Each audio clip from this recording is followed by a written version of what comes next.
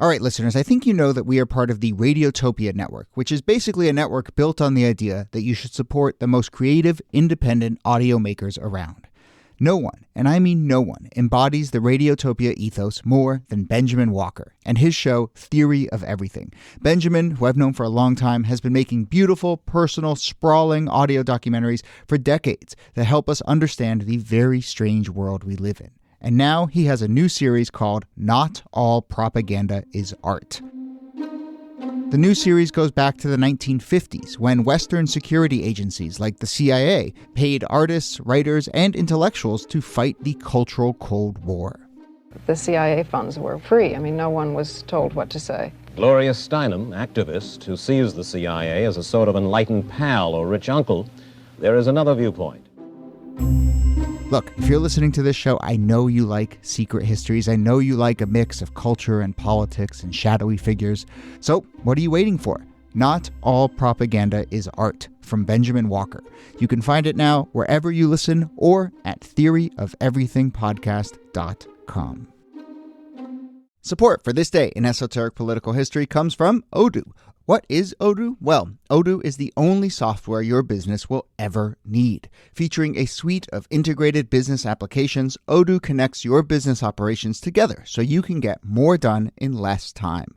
Odoo has apps for everything: CRM, accounting, sales, HR, inventory, marketing, manufacturing, you name it, Odoo's got it. To learn more, visit odoo.com/thisday. That's odoo.com/thisday.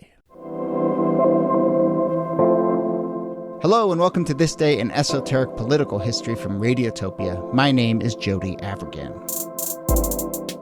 This day, August 17th, 1915, a mob abducted and lynched a man named Leo Frank near Marietta, Georgia, just outside of Atlanta.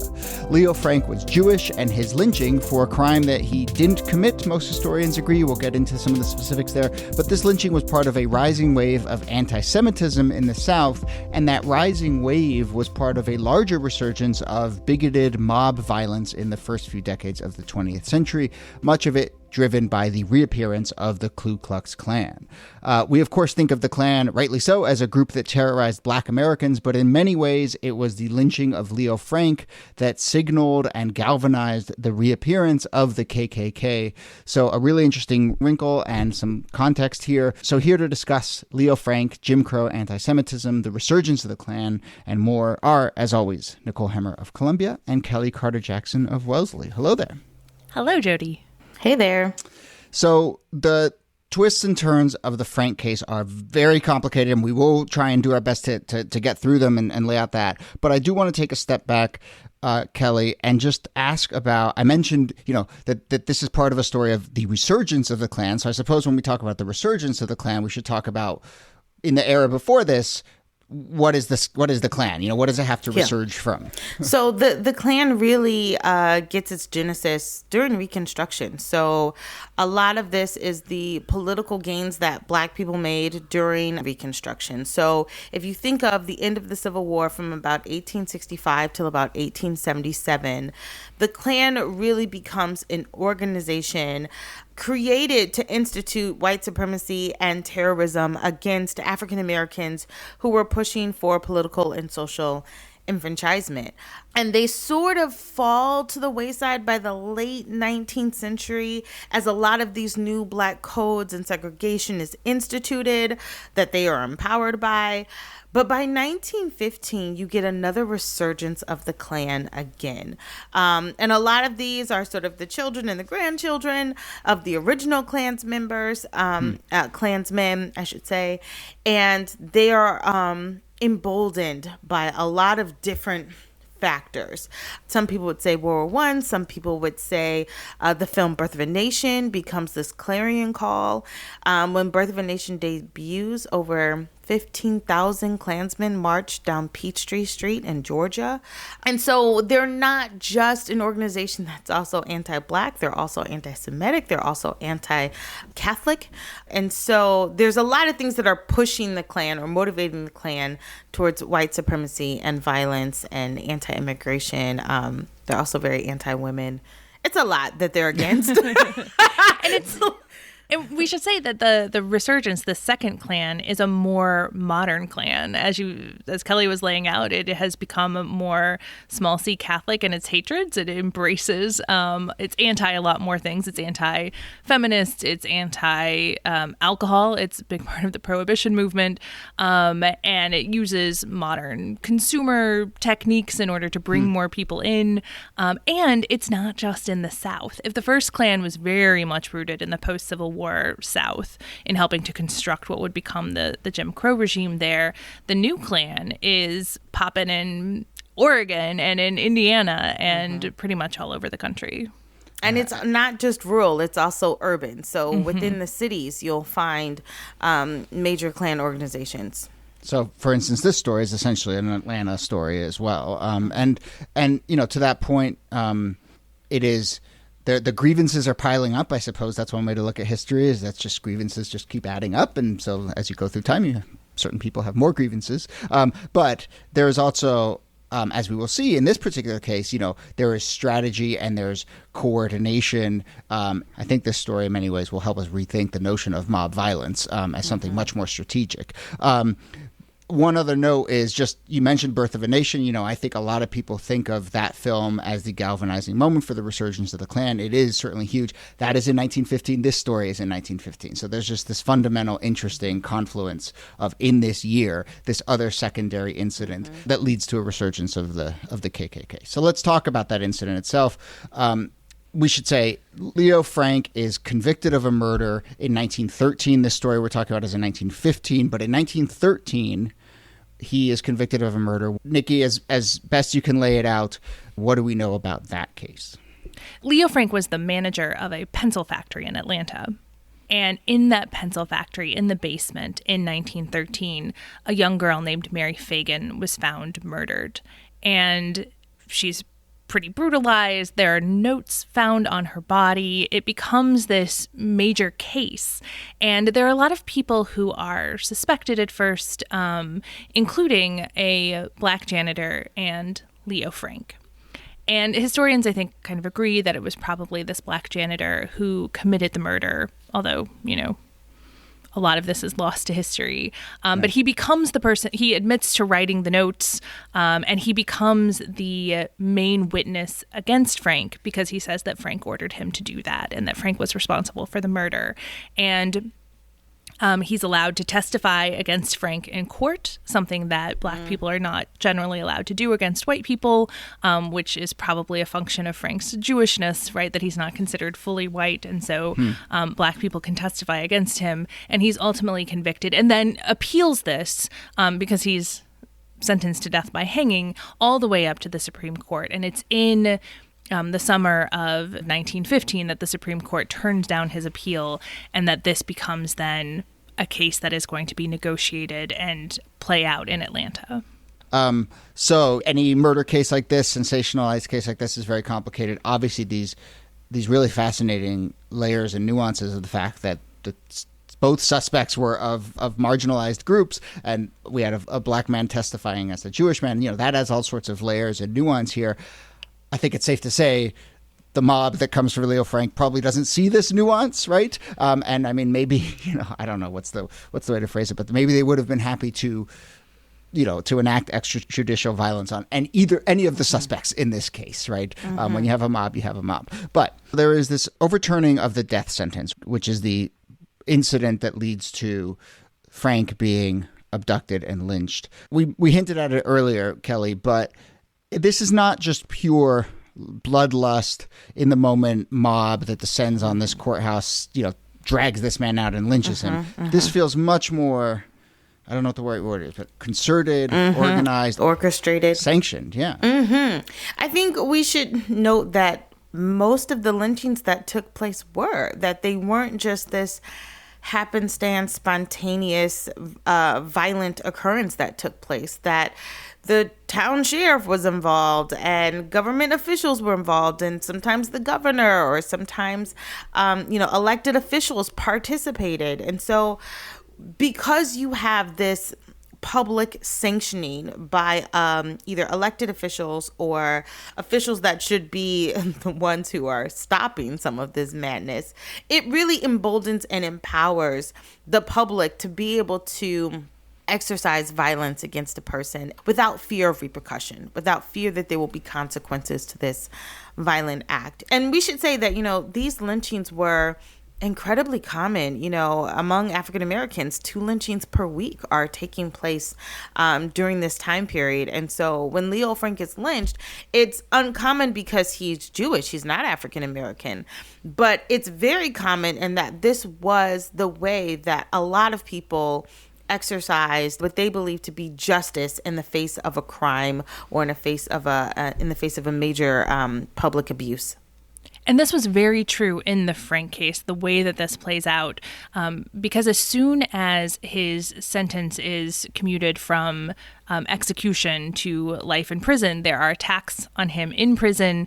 Tom Watson, who is a prominent politician who will go on to become a senator, wrote in a magazine, lynch law is good. It shows a sense of justice lives among the people. And so there's a call to lynch Frank that's taking place in the open. And there's planning by something called the Vigilance Committee that is very open to go and kidnap him and lynch him. It's consisting of all of the people that you need. They would need an electrician in order to cut the wires going into the prison to keep the alarms from going off. You have car mechanics who are draining the gasoline from the cars in the prison so no one can lay chase. You have all of these different people who are brought on board to make this happen. They make the long trek to the prison.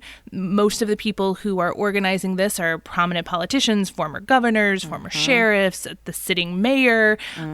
You have all of these prominent people who go in and without a lot of, heightened passion, who have been plotting this for a really long time, go and they kidnap Frank, take the long drive back in order to have a kind of official hanging, which they see as carrying out the original sentence. There's 8 cars in this lynch mob that drive to there. As you said, there's coordination to get Frank out. He has been driven to a tree and he's handcuffed, ankles tied, and hanged from a branch around 7 a.m. the next morning. His final words were, "I think more of my wife and my mother than I do of my own life."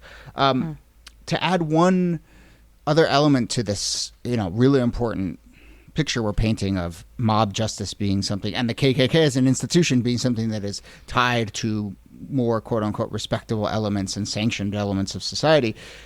The no surprise, the other layer to that is that there was no repercussion for the officials who are involved here. I mean, Niki, you mentioned Tom Watson as a member here. He goes on to become a senator. There is no, there's no special committees that look into this. There's no ostracizing from polite society if you were involved in this lynching. I suppose maybe it would probably even work in the other direction. But, Kellie, just, what are your thoughts there on the kind of way in which extrajudicial violence and state, quote unquote, justice are so enmeshed? Oh my gosh. It is astounding to think of how so much of what takes place in these lynchings are approved of, are sanctioned, are allowed to take place. But not just allowed to take place. Beyond that, it becomes the spectacle in which pictures are taken. Pictures were taken at the lynching. Those pictures were then sold as postcards for 25 cents each. There are people who take pieces of the rope on which Frank is hung by, and his nightshirt, and branches from the tree. So all of this is a way of, sort of memorializing this, making a spectacle of, even commoditizing, like the ways that we view and process a lynching. It's not just the killing of a person. It's so much bigger than that when you think about it in the public memory. And I think it's important that we call it extrajudicial and not sort of anti-judicial or contra-judicial, right? It's not something that is opposed to the judicial system or opposed to the way that justice, as it's meant at the time, is carried out. It's an extension of it. It is where the law can't go, the people go to carry out what judicial. It's like legal laundering or something, right? It's like the things that we can't pull off through our judicial system, we can still launder through these other methods. And this is why we should also say that like the NAACP leads a major movement to get anti-lynching legislation put forth by the federal government. And it's funny because I never understood like why they would do this. I always thought like it's murder. Isn't murder a crime? But what they're essentially saying is no, that these lynchings are not considered crimes, that there's no repercussions for these lynchings. So unless we get anti-lynching legislation put forth, these will continue. Yeah, that you need federal law to come in because in those states, essentially, lynching has been legalized. And so it has to be made illegal on the federal level. So I suppose you've started bringing us a little bit to, the fallout from this and some of the larger legacy and context. Before we talk about Frank himself and the way that story lives on, in the larger story of the KKK, how important is it to keep anti-Semitism, anti-Catholic sentiment in that story, and how does it change the story we tell of the first few decades of the 20th century? I think it's really important to put a lot of those ideas at the forefront. I think that we have a very narrow lens of understanding the KKK as being either supremely anti-Black, which they are. I'm not saying that they're not, but like we only see it in terms of, no pun intended, but Black and white issues. We don't see the Klan as complex or multi-layered or sophisticated. We see the stereotypical, like, Bubba from Louisiana. Like, that's our stereotypical caricature of a Klansman. And we need to think of the Klan as like the mayor, the governor, the sheriff, like the judge, because that's who a lot of these people were.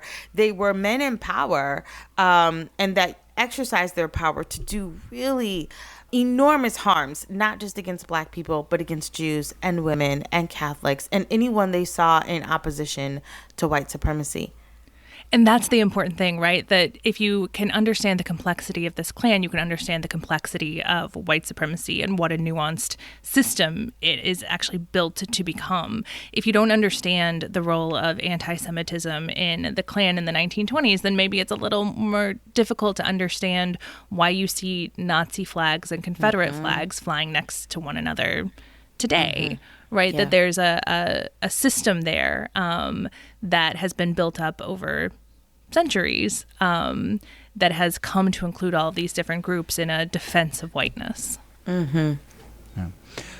So, legacy of this case, the Frank case. Most historians and everyone who's looked in this case do, argue that Frank was innocent of this. It does remain, I guess, technically an open case. Frank was pardoned of his conviction, but not declared innocent not too many years ago. But, what else do we need to know about kind of where this is lingering? And should we think of this as a quote-unquote open case? Well, one thing I think, to bring it back to the anti-Semitism point, there were 3,000 Jewish people living in Georgia at the time, and half of them flee after this lynching. So it does have this lasting legacy in Georgia and in Atlanta in particular, because when there are anti-Semitic hate crimes later on in like the 1960s, the case continues to resonate. It's something that lives on in the Jewish communities in Atlanta and in Georgia more broadly. Yeah, and we should say that, for Mary Fagan's family, they don't really get closure. There's this idea that Frank was not the lead perpetrator or the murderer in this, but it's not quite clear who was. And, they insist that if he didn't do it, he certainly played a role. But there's never been like conclusive evidence to pinpoint the exact murder or exactly what happened.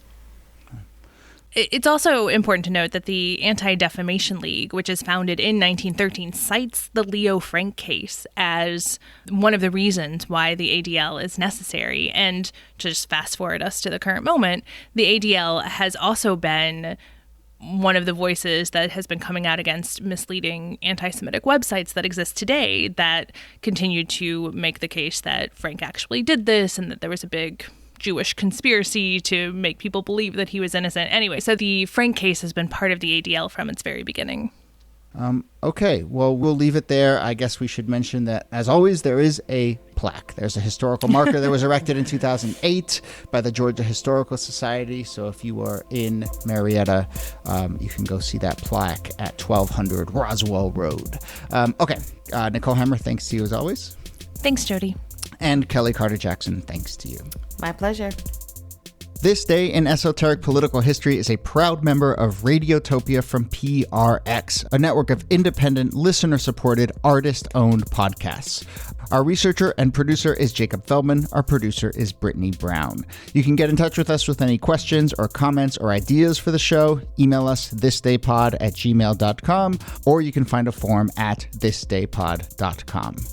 My name is Jody Avirgan. Thanks again for listening, and we'll see you soon.